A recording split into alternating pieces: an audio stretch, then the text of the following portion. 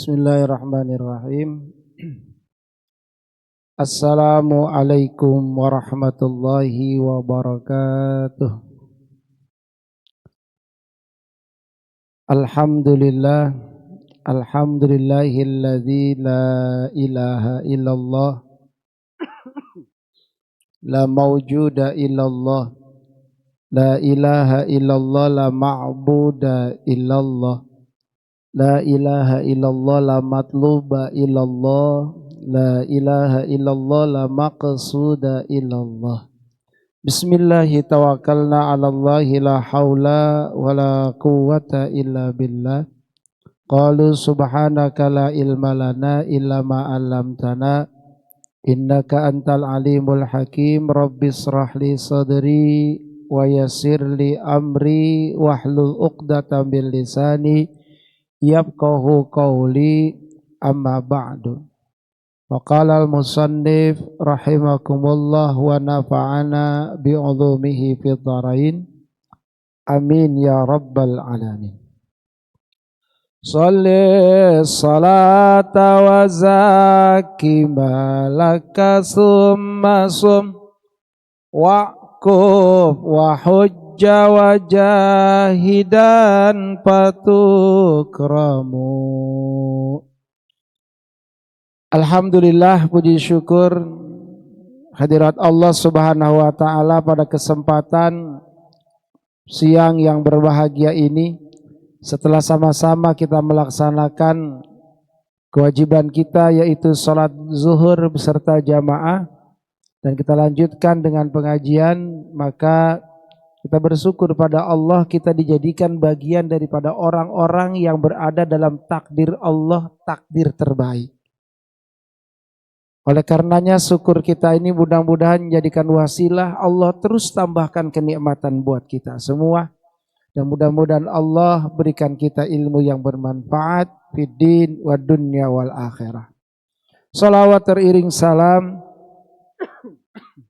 semoga Allah limpah curahkan kehariban baginda alam suri tauladan insan habibana wa nabiyana Muhammad sallallahu alaihi wasallam beserta para keluarga, sahabat, tabi'in, tabi'at, dan mudah-mudahan kita selaku umat mendapatkan syafaatul uzma di yaumil qiyamah. Amin ya rabbal alamin.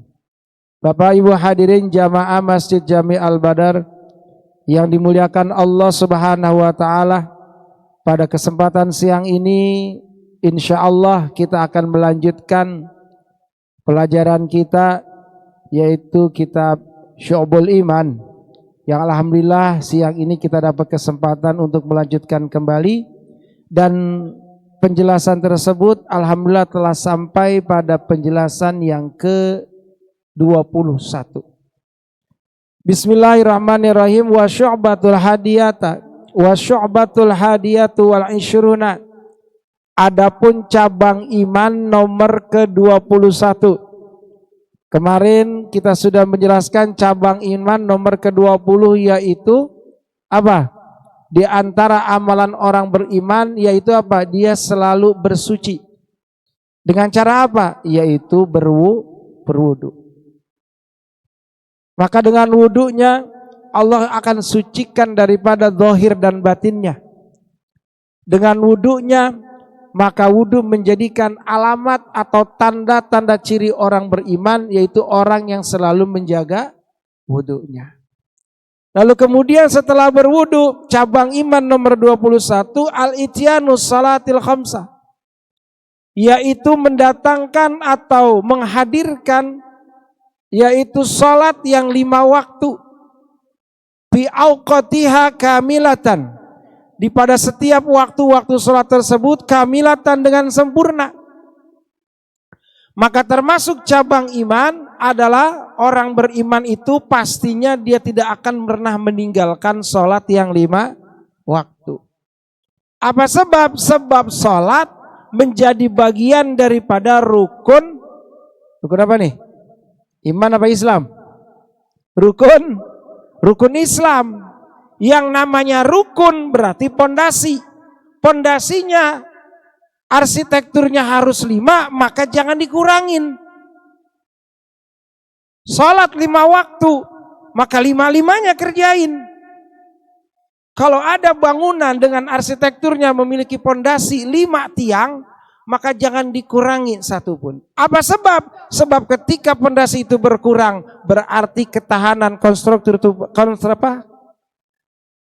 daripada bangunan tersebut tidak akan tahan.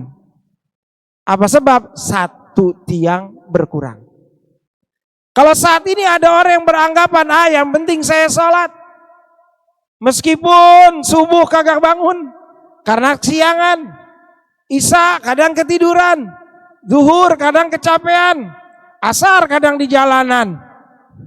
Semuanya berarti nggak sholat. Apapun alasannya, sholat tidak ada toleransi untuk ditinggalkan. Oleh karenanya penting bagi kita, kalau kita mengaku menjadi orang Islam, setelah kita bersyahadat dengan 2 kalimat syahadat, bersaksi asyhadu alla ilaha illallah wa asyhadu anna Muhammadar Rasulullah, yang artinya aku bersaksi tidak ada Tuhan selain Allah dan aku bersaksi bahwa Nabi Muhammad adalah utusan Allah. Realisasi daripada syahadat tersebut adalah kita bertasdik. Apa bertasdik? Membenarkan persaksian kepada Allah Subhanahu wa taala. Mana sigat tasdik? Raditu billahi rabba wa bil islami dina wa bi Muhammadin nabiyya wa rasula wa bil qur'ani imama wa bil mu'minina ikhwana. Itu ikrar kita, janji setia kita kepada Allah. Maka ketika kita sudah berjanji pada Allah, raditu, aku ridho Allah Tuhan saya dan aku ridho Allah yang ngatur saya.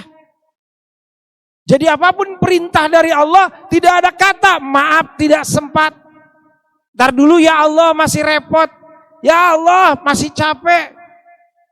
Apa sebabnya? Sebab perintah ini langsung daripada Allah Subhanahu wa ta'ala. Allah berfirman, aqimus shalah wa atu zakat. Kalau perintahnya udah langsung dari Allah Subhanahu wa ta'ala, penguasa tertinggi di alam jagat ini hanya Allah, maka jawabannya cuma satu, sami'na wa ata'na. Kalau saudara kita para prajurit ketika dapat perintah, apa pernah ngeluh? Tar dulu dan capek mau ke WC dulu, nggak bisa. Siap tugas kan gitu ya. Laksanakan. Itu kepada komandan. Lalu bagaimana kalau perintahnya, ordernya langsung dari Allah? Sedangkan yang awal itu adalah malah memang secara langsung tidak ada kata, nggak bisa. Laksanakan cepetan, nggak ada. Cukup dicatat oleh malaikat. Ya Allah, hamba ini ketika dapat perintah untuk sholat, dia bermalas-malasan. Nggak ditegur langsung kepada orang yang malas-malasan. Cuma cukup dicatat sama malaikat.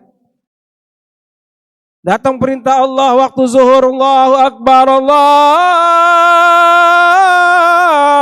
Akbar.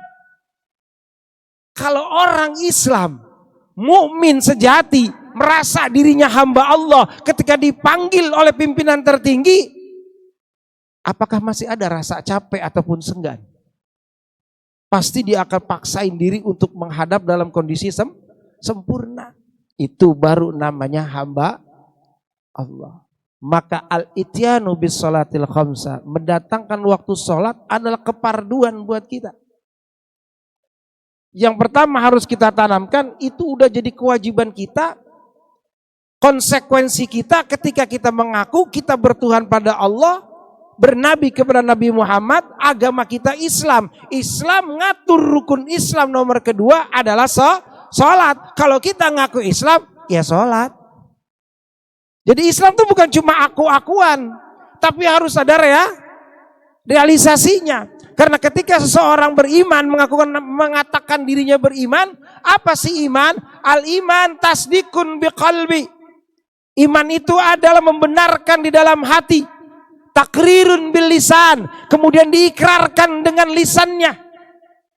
Raditu billahi robba wa tamtasilu bil arkan, kemudian dia realisasikan, diaplikasikan dengan pekerjaan amalan kesehariannya. Di antaranya perintah Islam yang kedua yaitu maka dia akan laksanakan sholat sebagai konsekuensi dia jadi hamba Allah. Satu, sholat itu perintah Allah. Yang kedua, apa sih untungnya kita sholat? Kalau tadi emang udah jadi konsekuensi kita, mau nggak mau, rela nggak rela, suka nggak suka, sholat tetap harus dilaksanakan karena konsekuensinya kita Islam. Kecuali ada orang Islam boleh nggak sholat, boleh nggak? Boleh, asal konsekuensinya ada syarat sholat. Yang kedua itu apa? Mukallaf. Apa itu mukallaf? Mukallaf itu dua hal, yaitu satu balik, dua punya akal. Kalau ada orang Islam tapi belum balik, dia nggak wajib sholat. Atau ada orang balik, dewasa, Islam, tapi dia nggak punya akal. Contohnya apa? Orang stres, orang gila, nggak masuk hukum syariat. Apa sebabnya? Mikir dirinya siapa aja bingung. Who am I? Kayak judul film siapa? Jackie Chan. Siapa saya? Dia bingung, dirinya aja siapa bingung, dia nggak sadar. Itu nggak wajib sholat.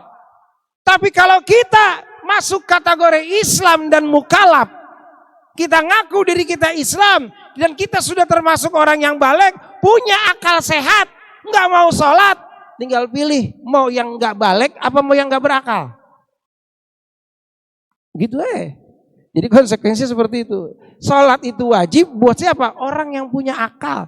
Berarti kalau ada orang nggak mau sholat, berarti pengen nggak punya apa? Nggak punya malu kata saya. Kalau nggak punya akal tapi bisa kenal duit, gitu kan? Nah, jadi begitu. Lalu apa pentingnya sholat? Ternyata sholat itu adalah sangat penting, menjadi penentu dari semua amal kita. Apa sebabnya? Sebab sholat itu awwalu ma yuhasabu bihil abdu yaumal qiyamah as-shalah. Perkara atau urusan pertama yang akan dihisab, diperhitungkan oleh Allah Subhanahu wa taala daripada hamba Allah yaumal qiyamah, pada nanti hari kiamat, didatengin, diinterview satu persatu, diinterogasi oleh Allah. Apa urusan pertama? As-shalah, yaitu urusan sholat. Urusan salat ditanya oleh Allah, maka ketentuannya fa'in salahat salahalahu sa'ira amalih. Kalau itu salat sempurna, maka akan sempurna semua amal ibadahnya. Zakatnya, puasanya, hajinya, sedekahnya, baca Al-Qur'annya, zikirnya, maka akan terhimpun menjadi satu nilai yang bernilai di sisi Allah kalau sholatnya sempurna. Maka ibarat angka, sholat itu angka 1. Puasa, zakat, haji dan lain sebagainya adalah nilainya masih 0. Berapapun 0 ada berbaris dalam satu hitungan, kalau di depannya nggak ada angka 1, nilainya tetap 0. 0, 3, satunya nggak ada, ya 0. 0, 6, satunya nggak ada, tetap 0. Tapi ketika ada 01 di depan 1, maka angka berubah menjadi nilainya 10. 02 jadi 100, 03 jadi 1000. Begitulah 1 mempengaruhi 00 selanjutnya. Begitulah salat yang kita lakukan setiap harinya mempengaruhi semua amal ibadah yang sudah kita lakukan semasa hidup kita. Jadi orang Islam ukurannya bukan cuma baik, tapi apa? Taat. Kalau cuma baik, orang non-Islam banyak yang lebih care, lebih respect kepada orang lain ketimbang orang Islam. Ini fakta. Betul-betul. Orang non-Muslim ada yang lebih respect daripada saudara-saudaranya ketimbang kita. Betul-betul. Orang non-Muslim rela berbagi, nggak pakai hitung-hitungan. Orang non-Muslim kadang-kadang rela di mana aja orang udah ada butuh pasti diberi. Tapi orang Islam yang punya konsep berbagi lebih awal dicontohkan oleh Rasulullah, sulit. Gak usah jauh-jauh. Gak usah jauh-jauh. Amal be amal. Sedekah. Betul? Kotak amal yang lewat, keropak yang jalan, Apakah hati kita itu bisa langsung mengatakan, wah ini adalah jalan Allah? Padahal itu sedekah itu, matematika Allah beda dengan matematika manusia. Matematika di pelajaran matematika, 10 diambil 1, hasilnya tinggal 9. Berarti ada yang kurang apa yang nambah? Kurang. Tapi ketika matematika Allah berjalan, berproses, rumusnya 1 datang 10. Manja bil hasanati falahu asyru amsalihha. Barang siapa yang mendatangkan 1 kebaikan, Allah balas 10 kebaikan. Itu baru satu contoh rumus. Ada lagi yang lebih hebat. Orang yang mendatangkan 1 kebaikan, infak sedekah di jalan Allah, kamasali habbatin ambatat sab'a sanabila fi kulli sumbulatin mi'ata habbah. Rumus kuadratnya, ketika orang mendatangkan 1 kebaikan, berinfak di jalan Allah, 1 saja, kita katakan 10.000 rupiah, maka Allah akan balas kamasali fi kulli sumbulatin mi'ata habbah. Allah jadikan setiap satu benih tumbuh jadi 7 tangkai. 1 jadi 7. Kemudian fi kulli sumbulatin mi'ata habbah, setiap tangkainya Allah tumbuhkan 100 biji atau 100 buah. Berarti kalau kita naruh 10.000, kalkulasinya jadi berapa? 7 juta. Berarti duit 100.000 dikeluarin 10.000, yang sisa berapa? 7 juta. Yang 10.000 habis buat beli rokok. Betul-betul. Yang 90.000 habis buat beli rokok, buat makan, buat jajan. Tapi yang makna tadi, manfaat dari sedekah, 7 juta itu tersimpan di sisi Allah, dan di sisi Allah itu kekal selama-lamanya. Ma indakum yanfaddu wa ma indallahi baq. Apa yang ada pada sisimu, yang kau makan, yang kau jajankan, yang kau belikan segala macamnya, Bapak yanfadu akan sirna. Makanan akan jadi kotoran, pakaian akan jadi usang, kendaraan akan jadi rongsokan. Tapi amal yang kita sedekahkan akan kekal di sisi Allah selama. Salat menentukan nilai amal kita diterima atau tidak. Maka salat perbaiki dengan sebaik-baiknya, kamilatan dengan sempurna. Salatnya bukan pakai nafsu, tapi salatnya pakai ilmu. Maka salat ada ilmu, yaitu ilmu fikih. Maka penting kita belajar ilmu fikih. Salat itu bukan sekedar ruku, sujud, duduk, salam.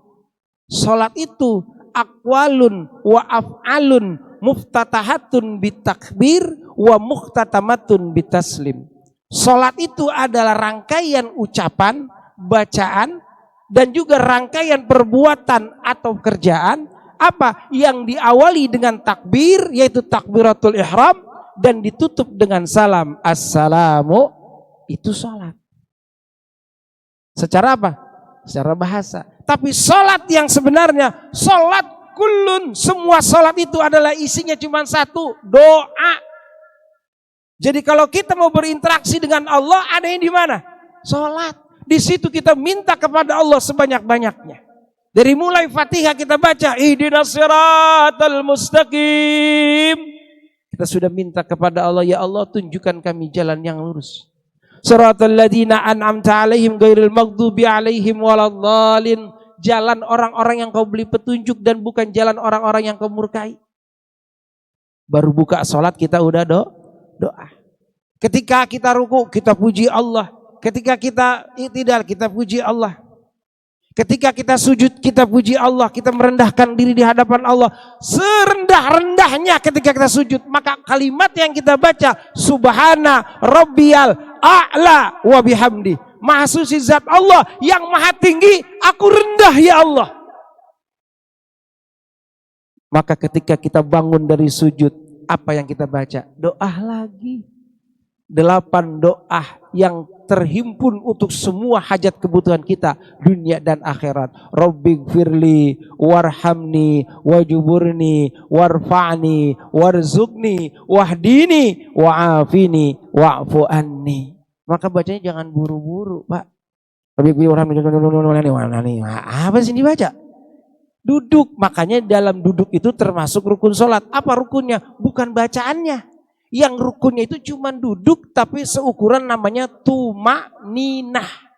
Tumakninah itu ibarat jeda, seukuran baca subhanallah. Lama apa sebentar? Sebentar. Tapi ulama memberikan satu doa supaya apa? Supaya momen duduk antara dua sujud itu menjadi momen terbaik untuk kita bermunajat pada Allah. Maka ada doa antara dua sujud. Duduk antara dua sujud itu doa terbaik yang kita lakukan. Salat ketika kita pakai ilmu, maka salat ini akan bernilai baik untuk kita. Enggak perlu lama, yang penting sempurna.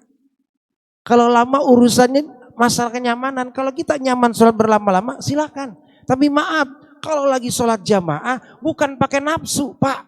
Ini kadang orang terjebak dengan hayalan belaka, dengan angan-angan dia. Kalau sholat dipanjangin, pasti doanya diijabah. Padahal kondisinya dia lagi ngapain? Jamaah. Ini kadang pada suka salah. Kemarin kita baru dijelaskan sama guru kita, Kiai Haji Suherman, tentang bagaimana cara kaifiyah berjamaah. Sekalipun kita khusyuk banget, ketika sujud bangunnya harus bareng apa belakangan? Kalau bisa bangun ya ikut bangun, jangan sampai imam udah mau assalamualaikum kita baru bangun. Alasannya lagi menikmati sujud yang begitu indah. Hati-hati kata Imam Ghazali. Kata Imam Ghazali, ketika kita beribadah kemudian kerasa nikmatnya padahal kita sedang ditipu oleh setan. Hati-hati, ibadah kita lagi terjebak. Seolah-olah kita nikmat padahal kita disesatkan oleh setan. Makanya ibadah yang baik itu bukan pakai nafsu, tapi pakai ilmu. Ilmunya orang berjamaah cuman satu, ngikutin gerak-gerik imam. Betul-betul. Tapi kalau kita pengen dapat yang lebih sempurna, artinya pengen dapat nilai kehusuan yang secara privasi, ya ketika sholat sunnah, Pak. Itu ilmunya. Maka ketika kita sholat sunnah, sholat qobliyah atau sholat badiyah yang waktunya lebih panjang, silahkan kita baca ayat-ayat yang panjang, silahkan kita sujud selama-lamanya. Bahkan setiap sujud kita minta pada Allah munajat sebanyak-banyaknya. Gak jadi masalah karena kita sholat sendiri baru nikmat. Itu balik kita gilan sholat jamaah, sujudnya pada dilama-lamain, akhirnya rukun pilihnya ketinggalan. Giliran sholat sunnah cuman baca Fatihah doang.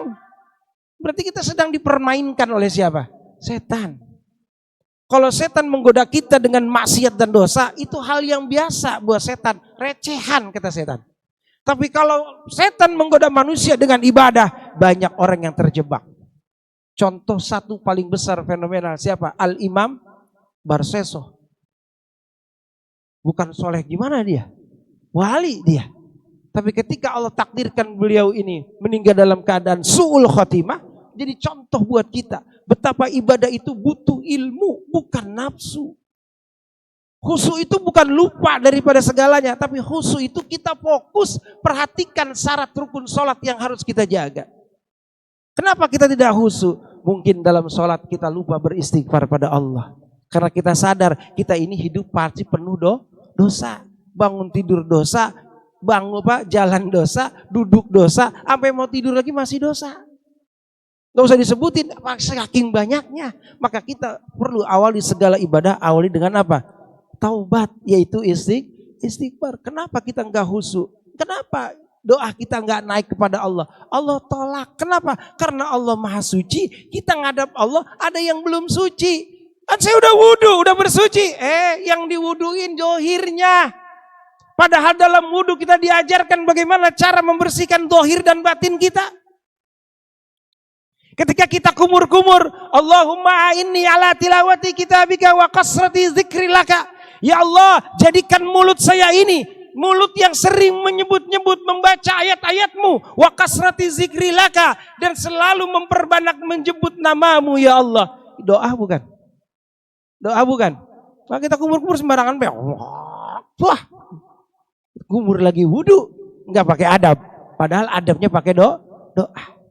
Ketika kita basuh hidung, kalau secara ilmu kesehatannya membersihkan kotoran yang nyangkut di lubang hidung, penyakit hilang secara teoritisnya. Tapi ada yang lebih manfaat dari itu.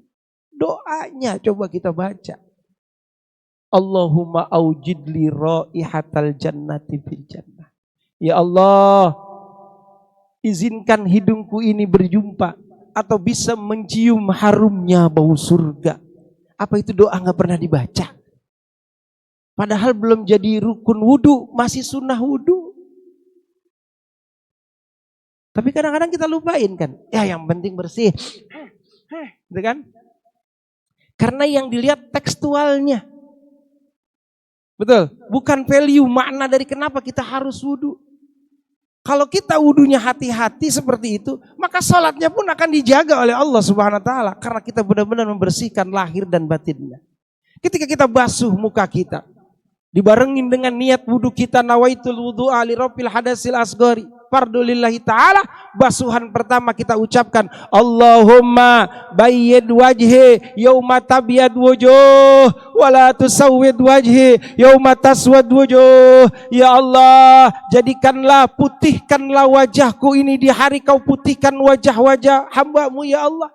Jangan kau hitamkan wajahku ini ya Allah di hari kau hitamkan wajah-wajah hamba-Mu. Jadi kita minta dibersihkan, dijernihkan muka kita nanti di hari kiamat. Meskipun di dunia kita udah wudu ratusan kali, muka kita masih hitam.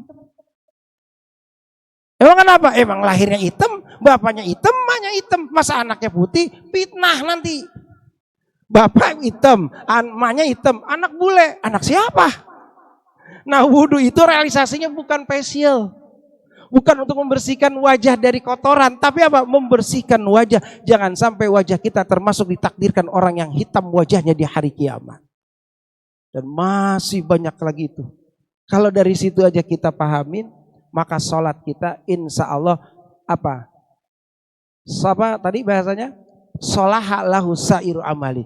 Sholat yang sempurna, sholat yang terjaga, maka akan menjaga nilai-nilai daripada amal-amal perbuatan kita selanjutnya. Maka di cabang iman yang ke-21 ini kita diperintahkan oleh Allah jangan pernah ninggalin sholat. Kemudian setelah kita laksanakan sholat, perbaiki sholat kita dengan ilmu.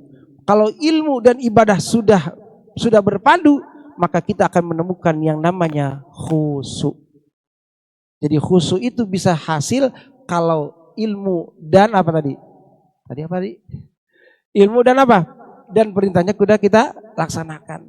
Syarat wudunya kita jaga, ilmunya pun kita pelajari. Maka insya Allah kita menjadi khasiin, orang-orang yang khusyuk dalam sholatnya. Dan kita akan mendapatkan hasil daripada sholat.